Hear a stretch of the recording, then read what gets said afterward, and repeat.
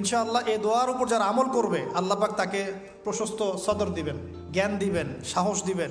Doctor Zakir Naik এই দোয়াটার উপর খুব বেশি আমল করেন। আপনারা কি দেখেছেন না লেকচারে?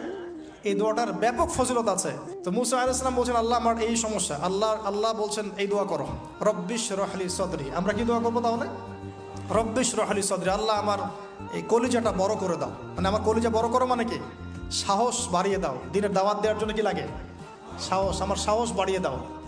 একজন আলেম বলেছিলেন 3টা জিনিস লাগে, জ্ঞান, সাহস, ধৈর্য। দিনের দাওয়াত দিতে এবং দিন বিজয় করতে 3টা জিনিস লাগবে, জ্ঞান, সাহস, ধৈর্য।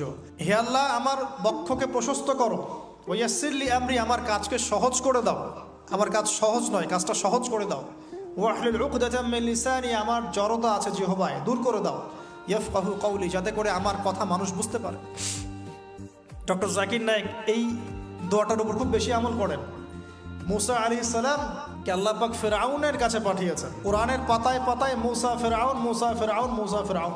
আল্লাহ পাকের কি অলৌকিকত্ব, মানে কি নিদর্শন! যেখানে আবু জেহেল সেখানেই মুহাম্মদ, যেখানেই আজার সেখানে ইব্রাহিম, যেখানে ফিরআউন সেখানেই মুসা। তাহলে এই যুগেও যেখানেই যত বেশি করাপশন, যত বেশি অন্যায় অবিচার, সেখানে তত বড় মুমিনের জন্ম হবে ইনশাআল্লাহ।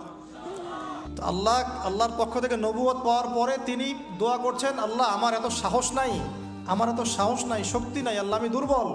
তার মধ্যে একজন মানুষ আমার এক থাপ্পড়ে মারা গেছে ওদের ওখানে, থাপ্পড়ে না সরি ঘুষি, ফাওয়াকাযাহু ফাকাদা আলাইহি, এক ঘুষি দিয়েছেন।